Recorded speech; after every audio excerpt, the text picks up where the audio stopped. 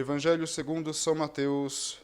Naquele tempo, estando Jesus a falar à multidão, um principal dirigiu-se-lhe e disse, enquanto o reverenciava: Senhor, a minha filha acaba agora mesmo de morrer, mas vinde impor-lhe a mão e ela viverá. Jesus levantou-se e foi atrás dele com os seus discípulos. Nisto, uma mulher que desde há 12 anos padecia de um fluxo de sangue, aproximou-se por detrás dele e tocou-lhe a fímbria do vestido, pois dizia lá no seu íntimo: mesmo que eu toque apenas o seu vestido, serei curada. Jesus, entretanto, voltou-se e disse ao vê-la: tem confiança, filha, a tua fé te salvou. E naquele mesmo instante a mulher ficou curada. Quando Jesus chegou à casa do principal, ao ver os tocadores de flauta e a multidão em borborinho, disse: retirai-vos, porque a menina não está morta, mas dorme. Começaram logo a zombar dele. Tendo-se feito sair a gente, entrou, pegou-lhe pela mão e a menina levantou-se. A nova do caso espalhou-se por toda a redondeza.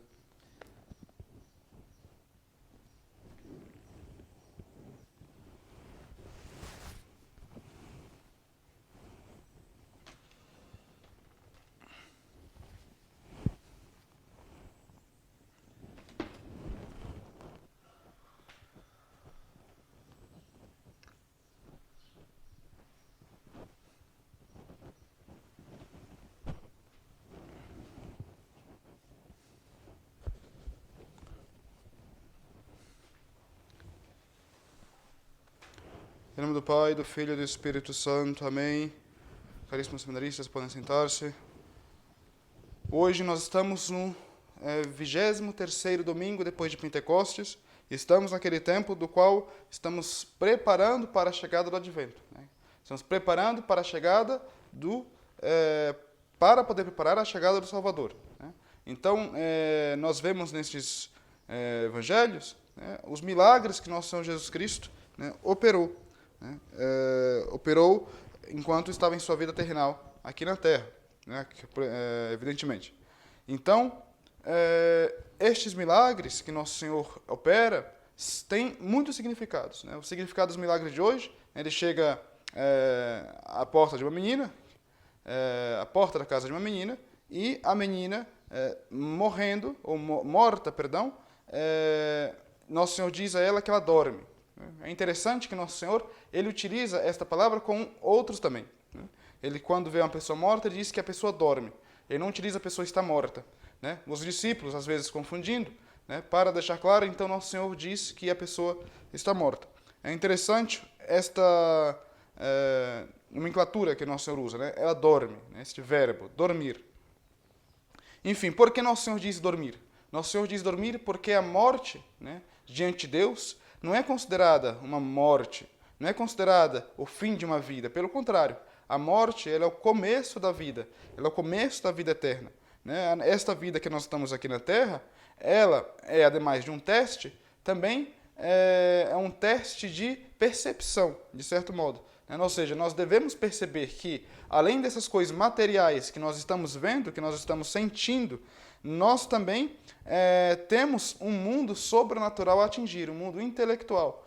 Os animais, eles são simplesmente para o mundo material, eles são simplesmente sentimentos, eles são sensíveis, são coisas sensíveis. Nós, entretanto, ademais de sermos sensíveis, de termos essa parte material, nós temos esta parte sublimamente que é espiritual. Então nós temos o dever, uma obrigação intrínseca de perceber este mundo sobrenatural que está aí diante de nós. Então, Nosso Senhor, para deixar claro que existe uma vida além desta da qual nós estamos vivendo aqui, ele diz que a pessoa morta está dormindo, a pessoa dorme. Mas está morta. O que é estar morto? Estar morto, espiritualmente falando, então, sim, nós podemos dizer está morta, é quando nós cometemos um pecado mortal. É quando nós queremos matar a vida espiritual, a vida da alma. A vida da alma com o Espírito Santo, a vida da alma com Deus. Porque do mesmo modo em que nós nos relacionamos com as coisas materiais, nós também temos que ter uma relação íntima para com Deus. E para ter esta relação íntima para com Deus, é necessário que nós vivamos, pois o morto ele não se relaciona. Ou seja, uma pessoa que está em pecado mortal a pessoa que está morta em sua alma, ela não pode relacionar-se com Deus, a não ser que sejam pedidos de súplicas para que Deus a perdoe, né? E deste modo tem novamente aquela relação com Deus da qual ela perdeu, né? Desde pelo primeiro pecado depois do batismo, que é quando nós recebemos esta vida sobrenatural, né? Este contato com Deus nosso Senhor. Então, é a isto que nós devemos chamar de morte. É isto que é a verdadeira morte, né? Nós, homens aqui nessa terra, nós nos enganamos. Nós ficamos tristes, nós ficamos depressivos. Nós, muitas vezes, queremos mesmo tirar nossa própria vida, né? Porque estamos vendo uma morte de alguém, de um ente querido, né? Na nossa frente. A morte de alguém, de um ente querido, quando na verdade não é uma morte, né? Aqui é somente uma passagem. É a passagem dessa vida para a vida eterna. É a passagem dessa vida que é temporária, né? Que as coisas são muito rápidas. O que nós vivemos aqui, 20 anos, 40 anos, 100 anos no máximo, aquele que vive muito e vive mal, né? Ou seja, mal no sentido de ter pouca saúde, de ter, né, pouca energia para viver. Então nós vemos pouco aqui nessa vida. Então essa vida é transitória. Nós devemos ter uma visão além desta vida, né? Além desta vida, que é a visão da vida eterna. Então, por isso, né, que nós rezamos no credo, que nós cremos na comunhão dos santos, por exemplo. A prova que há outra vida, né, além desta, é que muitas vezes Nosso Senhor, permitindo que as pessoas que estão em estado de graça recebam esta comunhão dos santos, por exemplo, a comunicação com as almas do purgatório, né, quando as almas do purgatório vêm nos pedir orações para que elas possam ser retiradas dali e ir morar com Deus Nosso Senhor, né, ele permite essa coisa, porque primeiro, evidentemente, para ajudá-la, né, ajudar a alma, e segundo, para que nós possamos perceber que este mundo sobrenatural, esta vida além desta, é real. Não é uma brincadeira. Então nós muitas vezes brincamos, nós muitas vezes morremos, né, matamos nossa própria alma porque, aliás, nós não percebemos este mundo sobrenatural. E muitas vezes, quando nós percebemos, nós temos medo de enfrentá-lo. Medo de enfrentá-lo através das virtudes. Pois é deste modo que nós enfrentamos o mundo sobrenatural, através das virtudes. Praticando as virtudes, né? Este é o modo de amar a Deus. Como é amar a Deus? Amar a Deus não é como amar um cachorrinho, como amar alguma coisa sensível. Mas amar a Deus é amar praticando as virtudes. É isto que é amor a Deus, porque Deus é por espírito, né? Então, Deus não é um sentimento. Não que nós não possamos ter sentimentos em relação à paixão de nosso Senhor Jesus Cristo, ao mistério de sua morte e ressurreição. Aliás, nós devemos, inclusive, ter esses sentimentos, né, que nos leva a praticar as virtudes. Mas, essencialmente, né, o amor a Deus seria este amor espiritual, este amor da prática das virtudes. É isso que é o Espírito. O Espírito exige força. O Espírito exige, né, este caráter muito grande de nós, para que nós não venhamos a retroceder de uma vez, né, e perdemos assim a virtude teologal da esperança, né, ou seja, e abandonar a santa religião e, mais na frente, sermos condenados ao inferno. Então, nós devemos ter muito cuidado de vermos as coisas deste mundo, né, como as únicas verdadeiras, né, com a morte, por exemplo, corporal, como sendo aquela morte que é a verdadeira morte. Isso não é a verdadeira morte, isso é simplesmente uma passagem, é simplesmente um momento de luta em que nós passamos, né, e de uma renovação, né, da nossa vida. Uma renovação, mas no sentido contínuo, né, no sentido que nós vamos conhecer coisas novas, como, por exemplo, né, o purgatório, se é a pessoa purgatório, ou o céu, ou, infelizmente, né, o inferno. Né, que Deus tenha piedade de nós, nos livre, né, do inferno, e nós façamos a nossa parte para que nós não vamos, né, cair no fogo do inferno. Então, para chegar a esta morte, né, para não chegar a esta morte espiritual, o que nós devemos fazer? Além da prática das virtudes, né, nós devemos aceitar aquilo que Deus Nosso Senhor nos manda, né? É aquilo que São João da Cruz vai chamar também de noite escura. Nós podemos entender a noite escura, né, de várias maneiras. E uma dessas formas de entender a noite escura é receber as provações de Deus Nosso Senhor, né, com tranquilidade, com calma, com paz e com resignação, né, e com amor muito grande a Deus Nosso Senhor. Então, nós, quando passamos a noite escura, né, nós, com resignação, nós estamos mostrando a Deus que nós não queremos morrer, né, que nós queremos viver, que nós estamos querendo viver para a vida eterna, que nós queremos continuar aquela vida da qual nós fomos chamados para atingi-la. Então é muito importante quando nós tenhamos as noites escuras da nossa alma, da nossa vida, né, nós aceitarmos de um modo terno, de modo de resignação, para que não venhamos, né, perder méritos diante de Deus nosso Senhor. Né? Então, é uma das formas para não morrermos de verdade, ou seja, para não matarmos a nossa alma, é aceitar as provações de Deus nosso Senhor, né, em nossas vidas. Né? Outras vezes, nosso Senhor também vai nos mandar certas purificações para nós. Né? Muitas vezes ele permite que certas pessoas nos humilhem, ou que nós sejamos humilhados em diversas situações.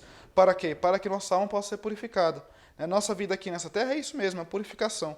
Né? E para que nós não venhamos a morrer, nós precisamos dessa purificação. Né? E peçamos a Deus nosso Senhor essa purificação. Deus, mande-me essa purificação. Né? E, ademais, mande-me esta graça, né, de aceitação desta purificação. Nós, muitas vezes, devemos buscar, né, isto para que não venhamos a desistir do catolicismo. Quando nós vemos que uma coisa é muito fácil, é muito doce, é meio diabética, nós rapidamente vamos desistir. Né? Por quê? Porque não tem mais sentido, não tem mais luta para mim. Nós somos feitos para lutar nessa vida. Né? Então, se nós não pedimos estas purificações, essas noites escuras para Deus nosso Senhor, ou se Ele mandar e nós não aceitarmos, nós estamos pedindo para que nossa alma morra. Aí então sim é que nós vamos conhecer, né, a morte verdadeira. E nosso Senhor não vai dizer que nós estamos dormindo, mas que nós estamos mortos para Ele. Né? Então não vamos, não queiramos isso, né? Não queiramos esta morte espiritual para nós e nem para ninguém. Tentamos salvar nossas almas, tentamos ver o real significado da morte para que nós não venhamos a sucumbir. É muito importante também, para finalizar, termos a morte sempre em nossos olhos, sempre. Nós estamos hoje vivos, e amanhã? Amanhã nós não sabemos se estaremos vivos. Amanhã nós não sabemos, né, o que vai acontecer de nós. Quantos amigos nós tivemos, quantas pessoas nós conhecemos que já passaram desta vida para a outra, né? Assim, em um piscar de olhos. Jovens, né, pessoas que nós nem estávamos desconfiando que estava próximo da morte, né, morreram, nos deixaram. Então é muito importante que nós tenhamos a cada dia, né, a visão da morte, né, do juízo, do inferno, do purgatório, do céu, para que nós não venhamos a matar realmente a nossa alma com pecado mortal. Né? Não venhamos nos separar da bondade de Deus nosso Senhor, né? Ficando-nos em um abismo sem cura, a não ser que nós nos arrependamos, né? E buscamos assim a nossa cura de novo, sem perder jamais a esperança. Né? Mas é muito importante nós termos esta imagem da morte. Isso sim, né? Não queremos ofender a Deus nosso Senhor, para que nós venhamos um dia, né, a gozar de sua presença lá no céu. Isso é muito importante, ter isso em nossa mente, né, e saber que a verdadeira morte é isso, é matar a nossa alma. Né? Então, vejamos o nosso sono, o nosso eterno sono que nós teremos diante de nós por toda a nossa vida, a cada minuto de nossa vida. Não esqueçamos de Deus, pois Deus não esquece de nós. E Ele tem uma grande justiça para conosco, assim também como é grande sua misericórdia. Então pensamos a Santíssima Virgem Maria, nossa Mãe, para que não venhamos desistir, né, de lutar nesta vida, para podermos alcançar a verdadeira vida, que é a vida eterna com Deus nosso Senhor. Em nome do Pai, e do Filho, e do Espírito Santo. Amém.